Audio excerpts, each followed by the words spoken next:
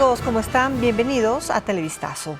Las fuertes lluvias han provocado estragos en 10 provincias. Estefi, hola. Tardes, destrucción de vías, puentes, daños a viviendas son algunas de las emergencias reportadas.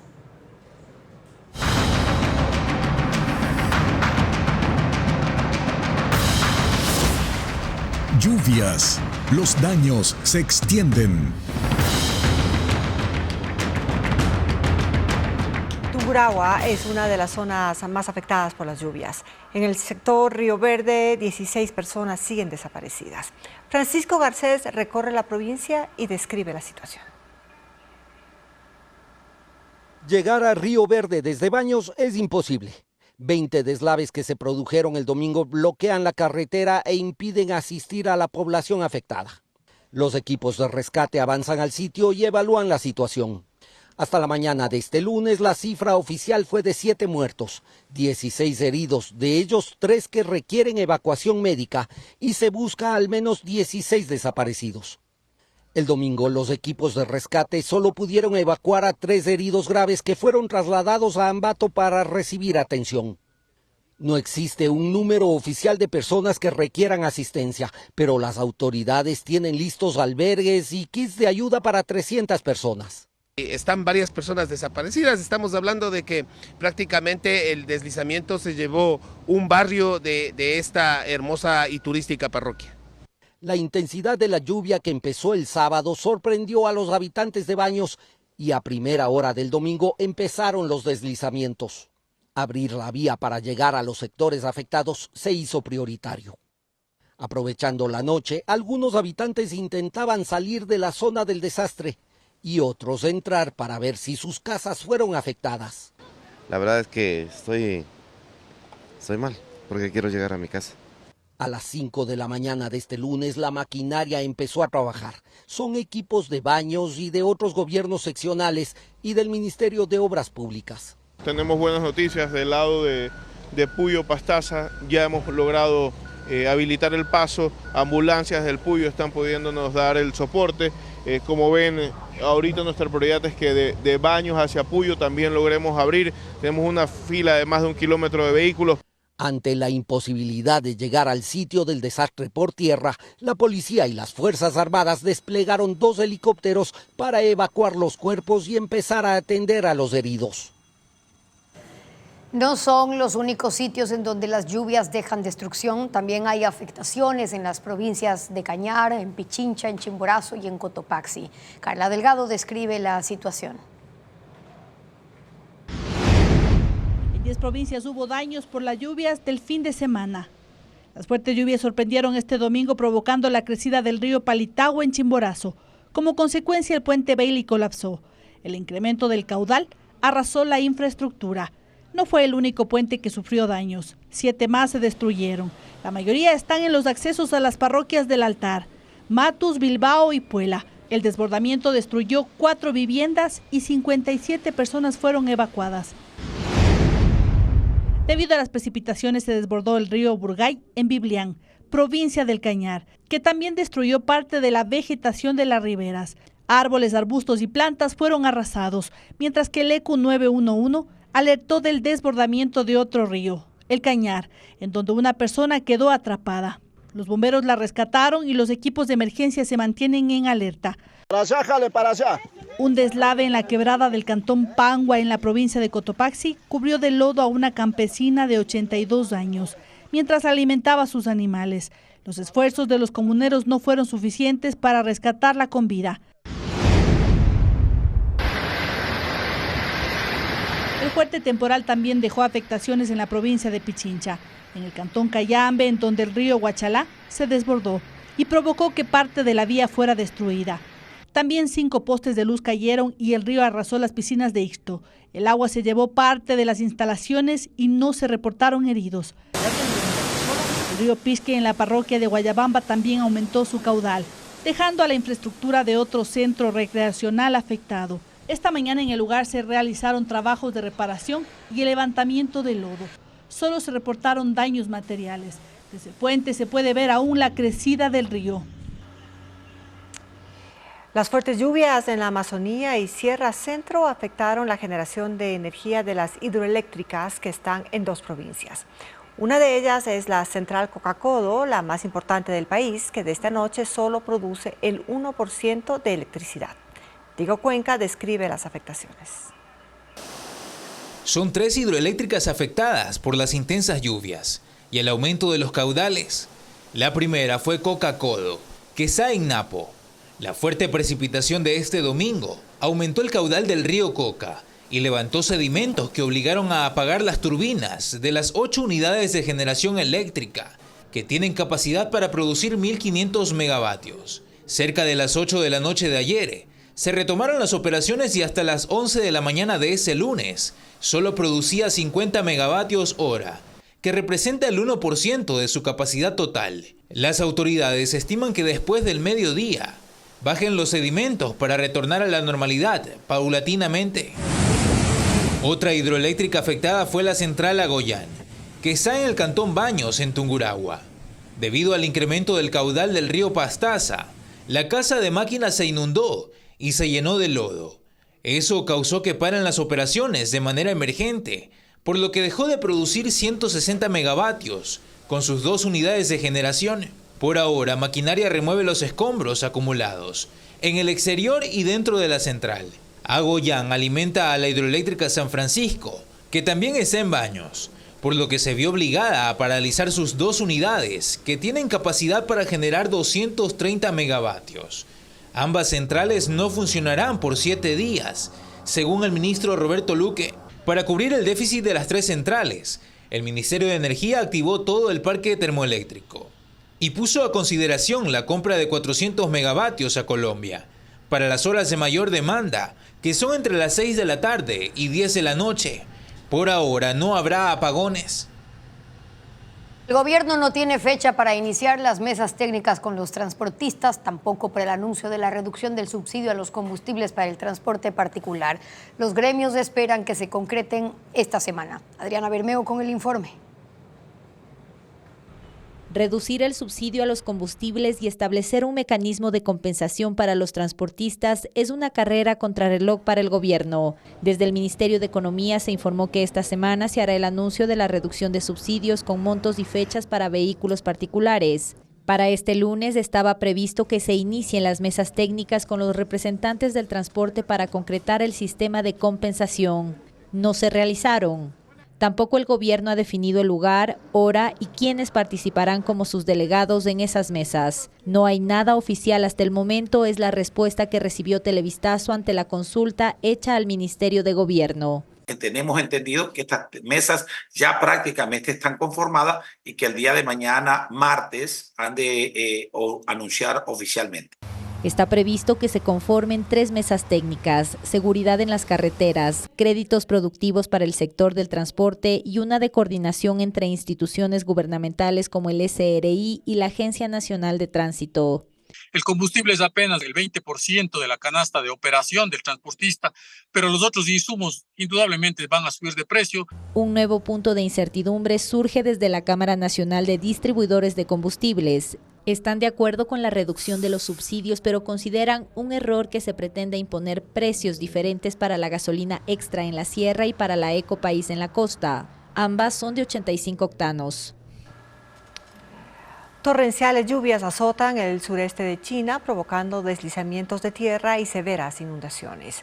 Al menos 4 personas han muerto y 48.000 han quedado damnificadas. Melis González con las imágenes.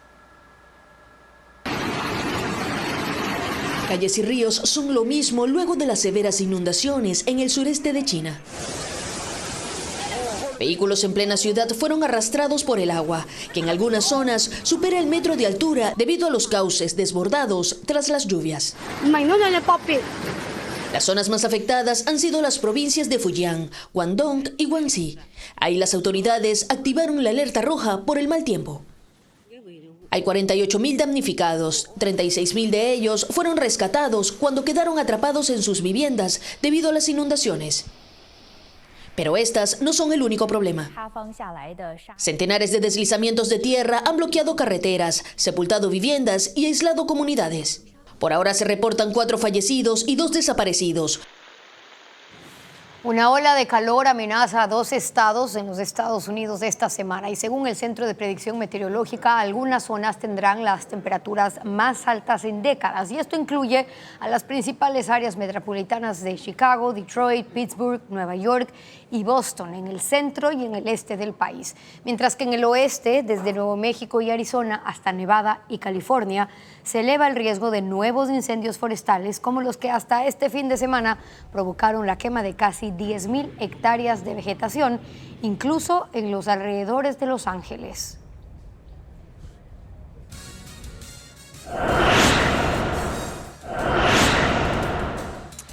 La vicepresidenta Verónica Abad enfrentaría otra denuncia en su contra. ¿Cuál? Entérese luego de la pausa.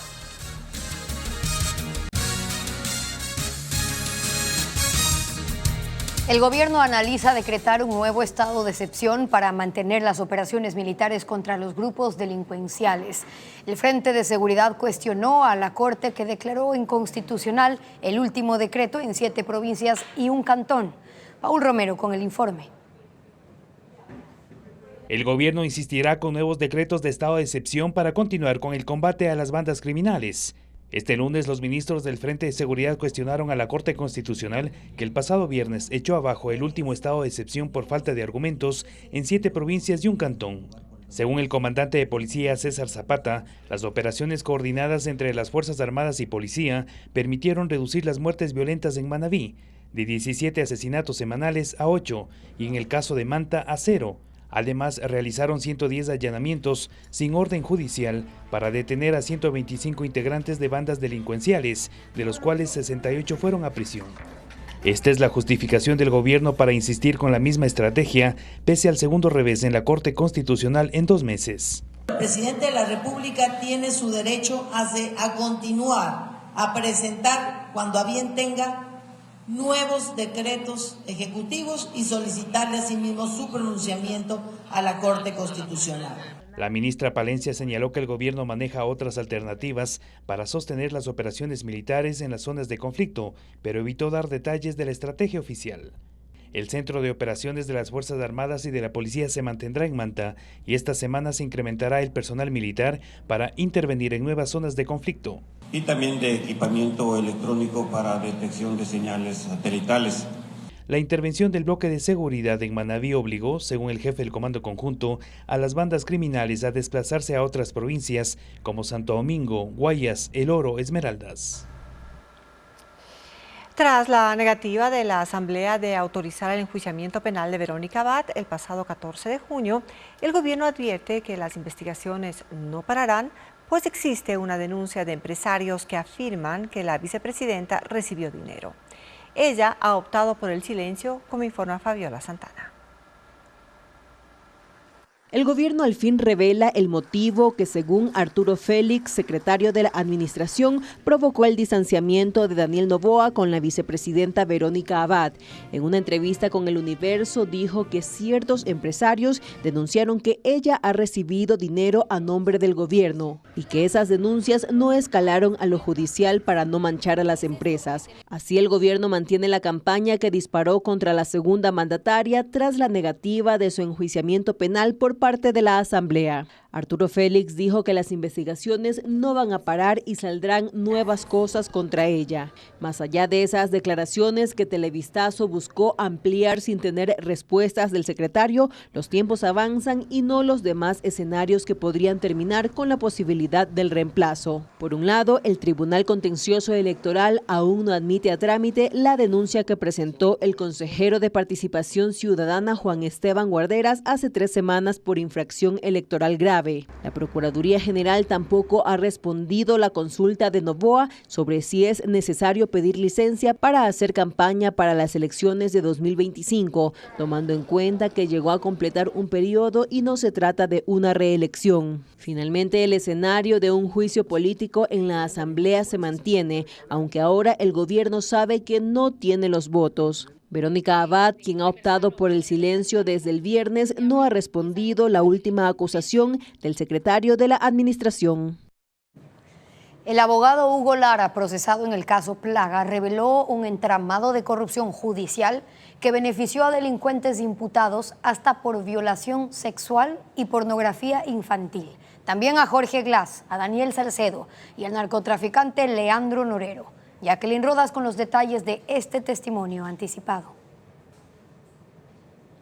El complejo judicial norte de Quito tuvo resguardo militar y policial y no hubo acceso a la sala de audiencia. El juez tampoco permitió que pase la prensa para escuchar el testimonio anticipado de Hugo Alexander Lara Olmos, uno de los procesados del caso Plaga. Lo que dijo se conoció mediante la fiscalía. Lara es un joven abogado que trabajó para Cristian Romero, actualmente prófugo y procesado en el caso Metástasis, quien defendió al narcotraficante Leandro Norero, a Jorge Glass, a Daniel Salcedo y a la familia Bucaram. Contó cómo su jefe fraguaba acciones constitucionales y sobornaba a jueces para conseguir la libertad de delincuentes. Buscaba las provincias más remotas, los convencía y les pagaba. En Balsas, el juez Eleuterio Aguilar, quien devolvió la pensión vitalicia a Jorge Glass, le dio la devolución y la liberación de las cuentas de Daniel Salcedo.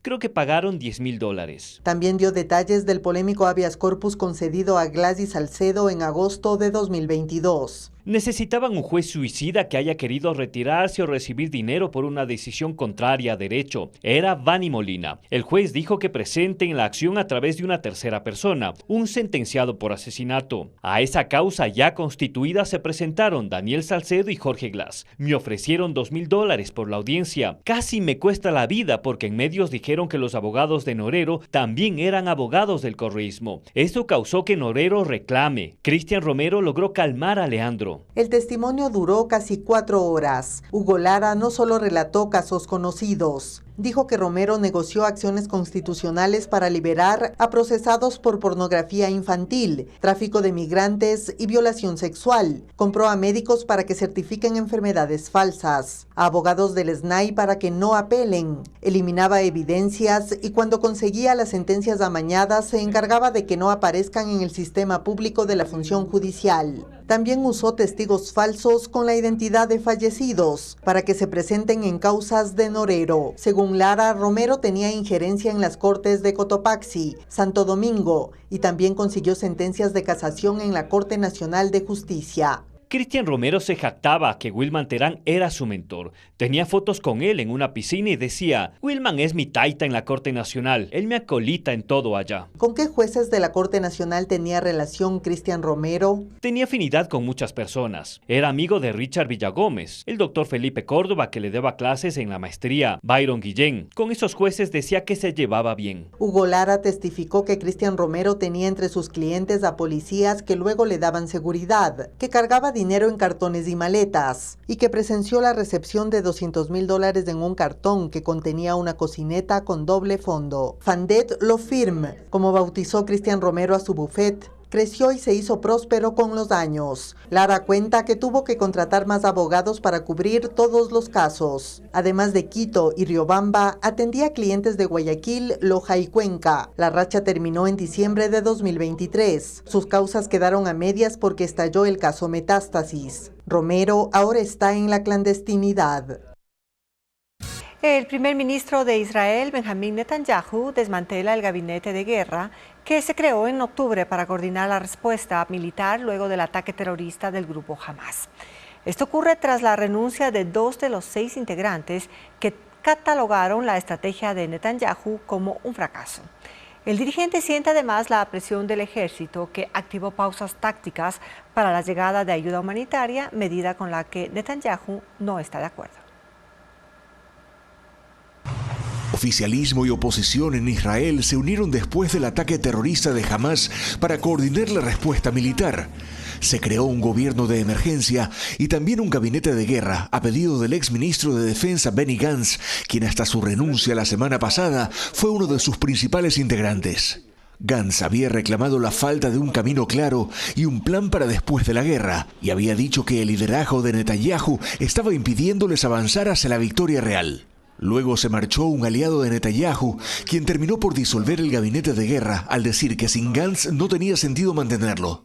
Netanyahu y su ministro de Defensa, Yoav Gallant, junto al Ministerio de Asuntos Estratégicos, tomarán ahora las decisiones más importantes. El primer ministro aseguró que los combates van a continuar.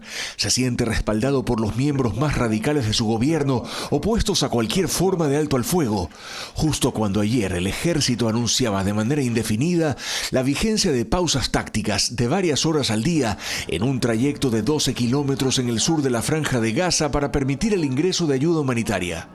Netanyahu enfrenta además una serie de manifestaciones, tanto por parte de grupos que le exigen más acción para lograr la liberación de todos los rehenes, como de opositores políticos que buscan un adelanto de las elecciones para antes de octubre, cuando la guerra en Gaza cumplirá un año. El Consejo Nacional Electoral habilitó a 78 organizaciones políticas para participar en las elecciones de febrero del próximo año. 17 son nacionales. En la lista está Construye, el movimiento del presidente Daniel Noboa, ADN también. Adriana Bermeo con la información electoral. La nómina de organizaciones políticas para las elecciones de 2025 está lista. Son 78 entre partidos y movimientos. El Consejo Nacional Electoral cerró el registro para los comicios presidenciales y legislativos. 17 organizaciones son nacionales y son las únicas que podrán presentar candidatos a la presidencia. El movimiento ADN del presidente Daniel Noboa es el más nuevo. El CNE admitió su inscripción el pasado 23 de mayo. Tiene número 7, el mismo que usó su padre Álvaro Noboa con el PRIAN. En la lista también consta Construye, luego de que el Tribunal Contencioso Electoral diera paso a la apelación de la sentencia que ordenó su cancelación por no presentar el informe económico del 2022. Quedan acciones ante el Tribunal Contencioso Electoral como de ampliación y aclaración de lo últimamente resuelto por ellos, pero que en ningún caso va a afectar la resolución final. Van a poder participar en el próximo proceso.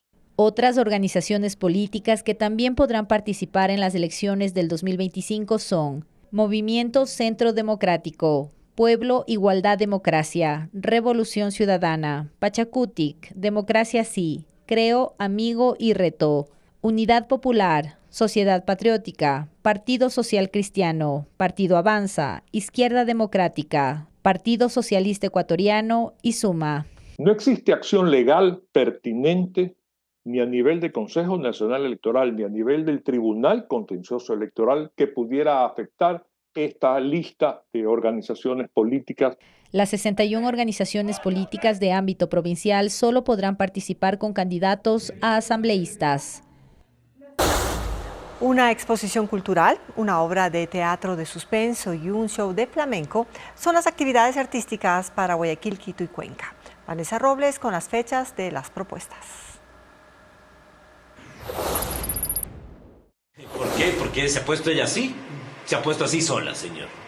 Ha llegado un inspector. Es la adaptación de la obra británica de John Priestley de 1946, que se presentará en el Teatro Victoria en Quito del 20 al 23 de junio. Una familia de clase alta celebra el compromiso de su hija, cuando un inspector de la policía interrumpe la reunión porque investiga el asesinato de una joven. 7 actores participan en la propuesta de suspenso de 1 hora. Las funciones serán a las 7:30 de la noche.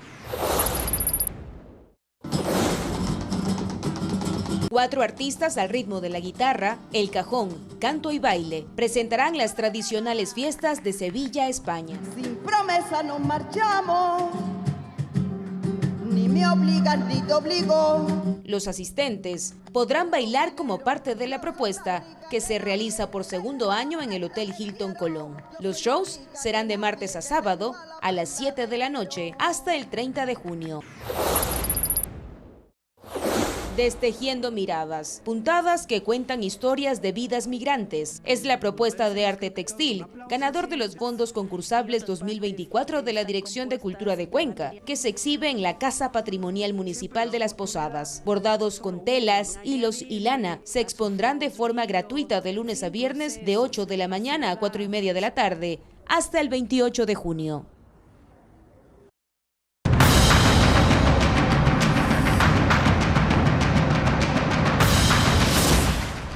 Lluvias. Los daños se extienden. Esta madrugada, un auto fue arrastrado por el desbordamiento del río Hualiñac en el cantón Guamote, en la provincia de Chimborazo. Un joven de 25 años sobrevivió, sin embargo, hay otras 4 personas desaparecidas.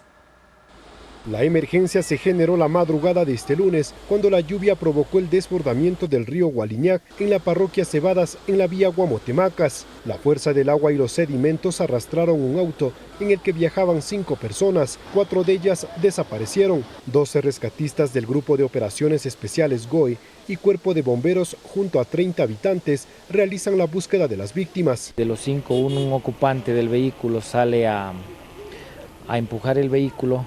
En eso es que la creciente de lodo lo arrastra hacia el barranco. Según la policía, en el vehículo viajaba una familia que se dirigía de Tena a Riobamba.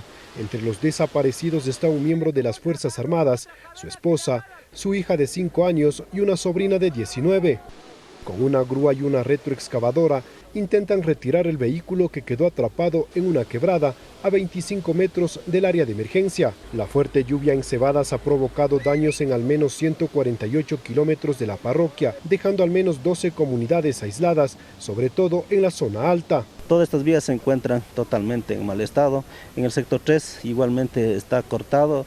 En el sector de aquí, como ustedes ven, aprecian, está totalmente cortado. Por ahora la vía Riobamba-Guamotemacas permanecerá cerrada. La vía Quito-Lago Agrio permanecerá cerrada también por los deslizamientos ocurridos en 2 zonas del cantón Quijos. ¿Hasta cuándo será la restricción? Diego Puente está en la provincia de Napo y tiene un reporte. Nos encontramos en el sector de Maspa, cantón Quijos, provincia de Napo. Este es el panorama actual que se puede apreciar a lo largo de la vía que une a Quito con Lago Agrio. Hay presencia todavía de agua y de lodo y piedras que caen desde lo alto de la montaña. Hasta aquí han llegado maquinaria de la prefectura y del gobierno nacional para tratar de evacuar algo de este escombro. Sin embargo, la vía se encuentra interrumpida en al menos 2 puntos.